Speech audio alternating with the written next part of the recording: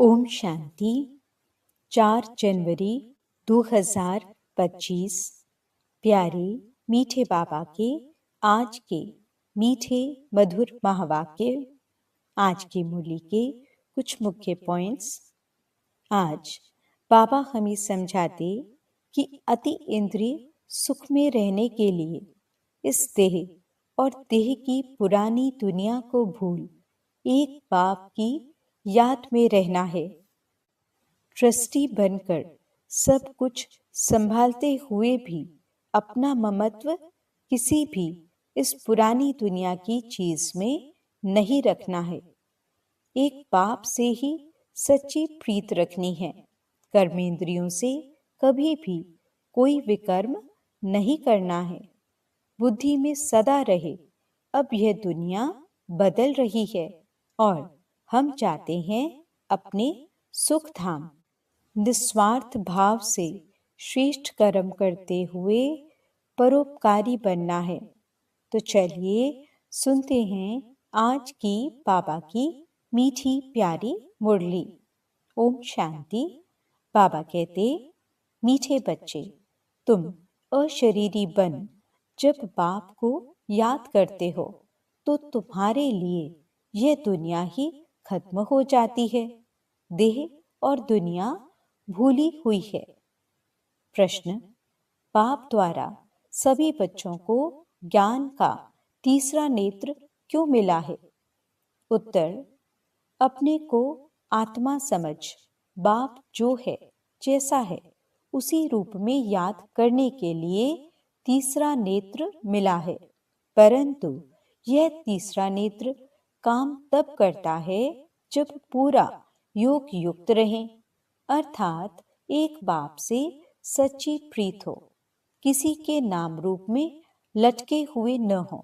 माया प्रीत रखने में ही विघ्न डालती है। इसी में बच्चे धोखा खाते हैं। गीत, मरना तेरी गली में। ओम शांति। सिवाय तुम ब्राह्मण बच्चों के इस गीत का अर्थ कोई समझ न सके।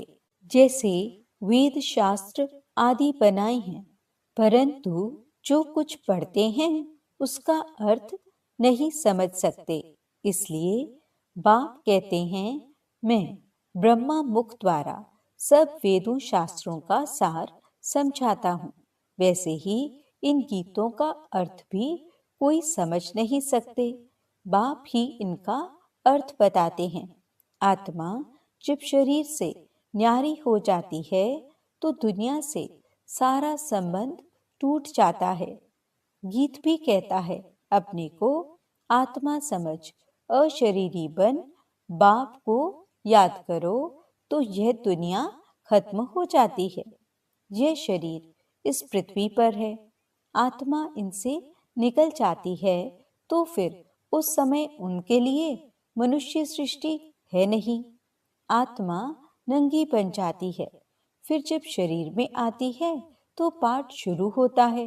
फिर एक शरीर छोड़ दूसरे में जाकर प्रवेश करती है। वापस महतत्व में नहीं जाना है, उड़कर दूसरे शरीर में जाती है। यहाँ इस आकाश तत्व में ही उनको पाठ बजाना है, मूल वतन में नहीं जाना है।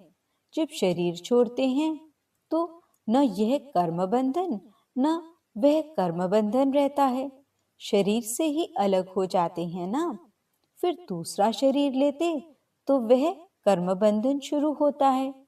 यह बातें सिवाय तुम्हारे और कोई मनुष्य नहीं जानते। बाप ने समझाया है, सब बिल्कुल ही बेसमझ हैं, परंतु ऐसे कोई समझते थोड़े ही हैं। अपने को कितना अक्लमंद समझते हैं, पीस प्राइज देते रहते हैं। यह भी तुम ब्राह्मण कुलभूषण अच्छी रीति समझा सकते हो। वह तो जानते ही नहीं कि पीस किसको कहा जाता है। कोई तो महात्माओं के पास जाते हैं कि मन की शांति कैसे हो। यह तो कहते हैं वर्ल्ड में शांति कैसे हो। ऐसे नहीं कहेंगे कि निराकारी दुनिया में शांति कैसे हो। वह तो है ही शांति धाम। हम आत्माएं शांति धाम में रहती हैं, परंतु यह तो मन की शांति कहते हैं। वह जानते नहीं कि शांति कैसे मिलेगी। शांति धाम तो अपना घर है, यहाँ शांति कैसे मिल सकती। हाँ, सतयुग में सुख, शांति, संपत्ति सब है, जिसकी स्थापना बाप करते हैं। यहाँ तो कितनी अशांति है। यह सब अब तुम बच्चे ही समझते हो। सुख, शांति, संपत्ति भारत में ही थी। वह वर्षा था बाप का, और दुख, अशांति, कंगालपना यह वर्षा है रावण का। ये सब बातें बेहद का बाप बैठ बच्चों को समझाते हैं। बाप परम धाम में रहने वाला नॉलेजफुल है, जो सुख धाम का हमको वर्षा देते हैं। वह हम आत्माओं को समझा रहे हैं। यह तो जानते हो नॉलेज होती है आत्मा में, उनको ही ज्ञान का सागर कहा जाता है। वह ज्ञान का सागर इस शरीर द्वारा वर्ल्ड की हिस्ट्री, ज्योग्राफी समझाते हैं। वर्ल्ड की आयु तो होनी चाहिए ना। वर्ल्ड तो है ही, सिर्फ नई दुनिया और पुरानी दुनिया कहा जाता है। यह भी मनुष्यों को पता नहीं। न्यू वर्ल्ड से ओल्ड वर्ल्ड होने में कितना समय लगता है। तुम बच्चे जानते हो कलयुग के बाद सतयुग जरूर आना है। इसलिए कलयुग और सतयुग के संगम पर बाप को आना पड़ता है। यह भी तुम जानते हो।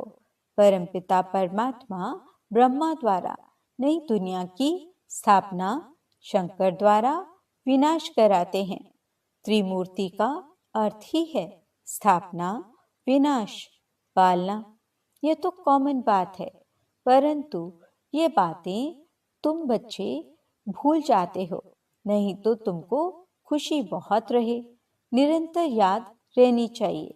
बाबा हमको अब नई दुनिया के लिए लायक बना रहे हैं। तुम भारतवासी ही लायक बनते हो और कोई नहीं।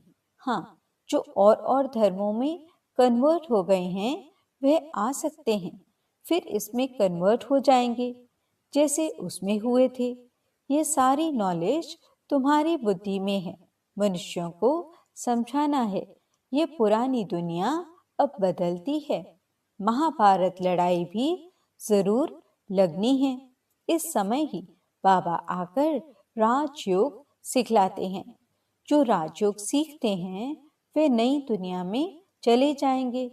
तुम सबको समझा सकते हो कि ऊंचते ऊंच है भगवान, फिर ब्रह्मा, विष्णु, शंकर, फिर आओ यहाँ मुख्य है जगत अम्बा, जगत पिता, बाप आदि भी यहाँ हैं। ब्रह्मा के तन में प्रजापिता ब्रह्मा तो यहाँ है ना।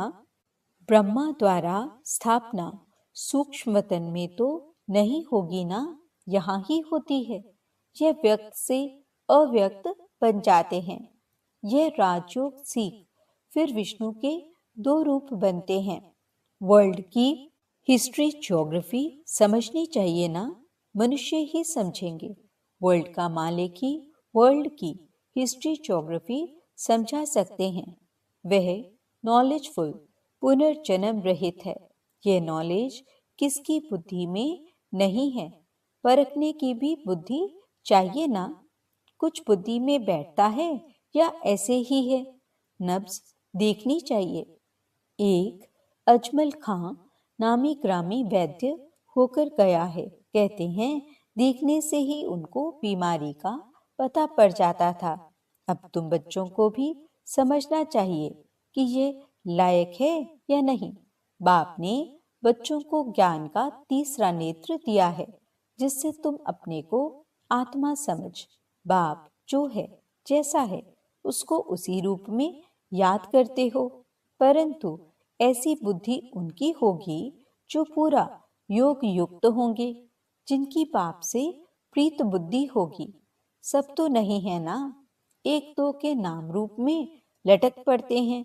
बाप कहते हैं प्रीत तो मेरे साथ लगाओ ना। माया ऐसी है जो प्रीत रखने नहीं देती है। माया भी देखती है, हमारा ग्राहक जाता है तो एकदम नाक कान से पकड़ लेती है। फिर जब धोखा खाते हैं तब समझते हैं माया से धोखा खाया। माया जीत जगत जीत बन नहीं सकेंगे, ऊंच पद पा नहीं सकेंगे, इसमें ही मेहनत है। श्रीमत कहती है मामेकम याद करो तो तुम्हारी जो पतित बुद्धि है वह पावन बन जाएगी। परंतु कईयों को बड़ा मुश्किल लगता है। इसमें सब्जेक्ट एक ही है, अल्फ और बे, बस दो अक्षर भी याद नहीं कर सकते हैं। बाबा कहे अलफ को याद करो, फिर अपनी देह को, दूसरे की देह को याद करते रहते हैं। बाबा कहते हैं देह को देखते हुए तुम मुझे याद करो। आत्मा को अब तीसरा नेत्र मिला है, मुझे देखने समझने का, उससे काम लो। तुम बच्चे अभी त्रिनेत्री त्रिकालदर्शी बनते हो, परंतु त्रिकालदर्शी भी नंबरवार हैं। नॉलेज धारण करना कोई मुश्किल नहीं है, बहुत ही अच्छा समझते हैं, परंतु योग बल कम है, देही अभिमानीपना बहुत कम है। थोड़ी बात में क्रोध गुस्सा आ जाता है, गिरते रहते हैं, उठते हैं गिरते हैं, आज उठे कल फिर गिर पड़ते हैं। देह अभिमान मुख्य है, फिर और विकार लोभ मोह आदि में फंस पड़ते हैं। देह में भी मोह रहता है ना, माताओं में मोह जास्ती होता है, अब बाप उससे छुड़ाते हैं। तुमको बेहद का बाप मिला है, फिर मोह क्यों रखते हो? उस समय शक्ल बातचीत ही बंदर मिसल हो जाती है। बाप कहते हैं नष्टो मोहा बन जाओ, निरंतर मुझे याद करो। पापों का बोझा सिर पर बहुत है, वह कैसे उतरे? परंतु माया ऐसी है, याद करने नहीं देगी। भल कितना भी माथा मारो, खड़ी खड़ी बुद्धि को उड़ा देती है। कितनी कोशिश करते हैं हम मोस्ट बिलीवेड बाबा की ही महिमा करते रहें। बाबा बस आपके पास आए कि आए, परंतु फिर भूल जाते हैं, बुद्धि और तरफ चली जाती है। ये नंबर 1 में जाने वाला भी पुरुषार्थी है ना। बच्चों की बुद्धि में ये याद रहना चाहिए कि हम गॉड फादरली स्टूडेंट हैं। गीता में भी है, भगवानुवाच, मैं तुमको राजाओं का राजा बनाता हूँ। सिर्फ शिव के बदले श्री कृष्ण का नाम डाल दिया है। वास्तव में शिव बाबा की जयंती सारी दुनिया में मनानी चाहिए। शिव बाबा सबको दुख से लिबरेट कर गाइड बन ले जाते हैं। यह तो सब मानते हैं कि वे लिबरेटर गाइड है। सबका पतित पावन बाप है, सबको शांति धाम सुख धाम में ले जाने वाला है, तो उनकी जयंती क्यों नहीं मनाते हैं? भारतवासी ही नहीं मनाते हैं, इसलिए ही भारत की यह बुरी गति हुई है। मौत भी बुरी गति से होता है। वे तो बॉम्ब्स ऐसे बनाते हैं, गैस निकला और खलास, जैसे क्लोरोफॉर्म लग जाता है। ये भी उन्हों को बनाने ही हैं। बंद होना इम्पॉसिबल है। जो कल्प पहले हुआ था सो अब रिपीट होगा। इन मूसलों और नेचुरल कलामिटी से पुरानी दुनिया का विनाश हुआ था, सो अभी भी होगा। विनाश का समय जब होगा तो ड्रामा प्लान अनुसार एक्ट में आ ही जाएंगे। ड्रामा विनाश जरूर कराएगा। रक्त की नदियां यहाँ बहेंगी। सिविल वॉर में एक दो को मार डालते हैं ना। तुम्हारे में भी थोड़े जानते हैं कि यह दुनिया बदल रही है। अब हम चाहते हैं सुख धाम, तो सदैव ज्ञान के अति इंद्रिय सुख में रहना चाहिए। जितना याद में रहेंगे उतना सुख बढ़ता जाएगा। छीछी देह से नष्टो मोहा होते जाएंगे। बाप सिर्फ कहते हैं अल्फ को याद करो तो बे बादशाही तुम्हारी है। सेकंड में बादशाही, बादशाह को बच्चा हुआ तो गोया बच्चा बादशाह बना ना। तो बाप कहते हैं मुझे याद करते रहो और चक्र को याद करो तो चक्रवर्ती महाराजा बनेंगे। इसलिए गाया जाता है सेकंड में जीवन मुक्ति, सेकंड में बेगर टू प्रिंस। कितना अच्छा है। तो श्रीमत पर अच्छी रीति चलना चाहिए, कदम कदम पर राय लेनी होती है। बाप समझाते हैं, मीठे बच्चे ट्रस्टी बनकर रहो तो ममत्व मिट जाए, परंतु ट्रस्टी बनना मासी का घर नहीं है। यह खुद ट्रस्टी बने हैं, बच्चों को भी ट्रस्टी बनाते हैं। ये कुछ भी लेते हैं क्या? कहते हैं तुम ट्रस्टी हो, संभालो। ट्रस्टी बने तो फिर ममत्व मिट जाता है। कहते भी हैं ईश्वर का सब कुछ दिया हुआ है, फिर कुछ नुकसान पड़ता है या कोई मर जाता है तो बीमार हो पड़ते हैं, मिलता है तो खुशी होती है।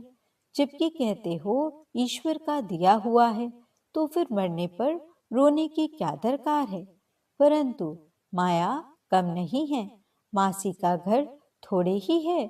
इस समय बाप कहते हैं तुमने हमको बुलाया है कि इस पतित दुनिया में हम नहीं रहना चाहते हैं, हमको पावन दुनिया में ले चलो, साथ ले चलो। परंतु इसका अर्थ भी समझते नहीं। पतित पावन आएगा तो जरूर शरीर खत्म होंगे ना, तब तो आत्माओं को ले जाएंगे। तो ऐसे पाप के साथ प्रीत बुद्धि होनी चाहिए, एक से ही लव रखना है, उनको ही याद करना है। माया के तूफान तो आएंगे, कर्मेंद्रियों से कोई विकर्म नहीं करना चाहिए, वह बेकायदे हो जाता है। बाप कहते हैं मैं आकर इस शरीर का आधार लेता हूँ, यह इनका शरीर है ना, तुमको याद बाप को करना है। तुम जानते हो ब्रह्मा भी बाबा, शिव भी बाबा है। विष्णु और शंकर को बाबा नहीं कहेंगे। शिव है निराकार बाप, प्रजापिता ब्रह्मा है साकारी बाप। अब तुम साकार द्वारा निराकार बाप से वर्षा ले रहे हो। दादा इनमें प्रवेश करते हैं, तब कहते हैं दादे का वर्षा बाप द्वारा हम लेते हैं। दादा ग्रैंडफादर है निराकार, बाप है साकार। ये वंडरफुल नई बातें हैं ना। त्रिमूर्ति दिखाते हैं परंतु समझते नहीं। शिव को उड़ा दिया है। बाप कितनी अच्छी अच्छी बातें समझाते हैं, तो खुशी रहनी चाहिए।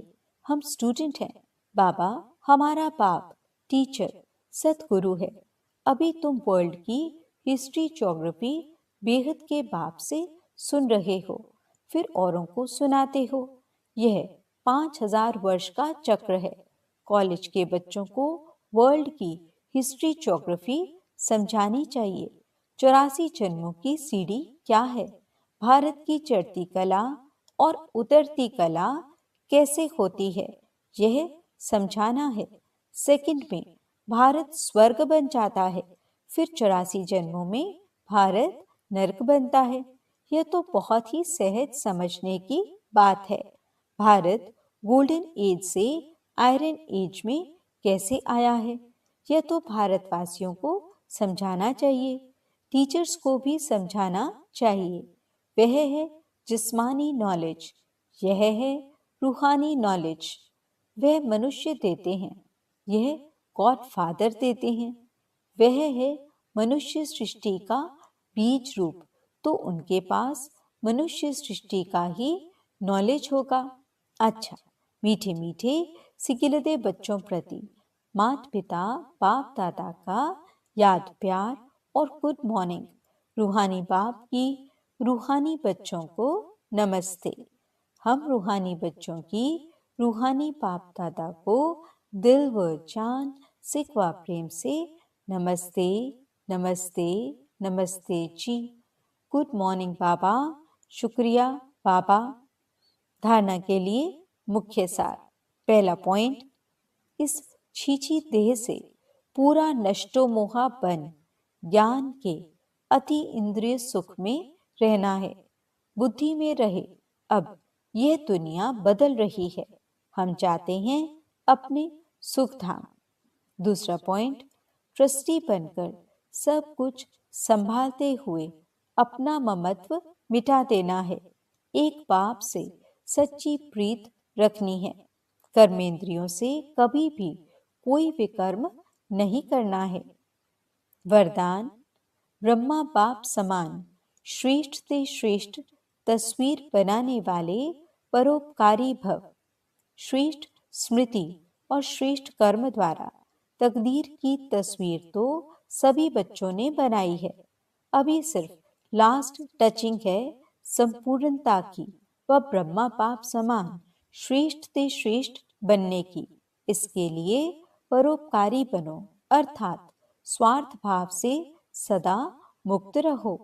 हर परिस्थिति में, हर कार्य में, हर सहयोगी संगठन में जितना निस्वार्थपन होगा उतना ही पर उपकारी बन सकेंगे।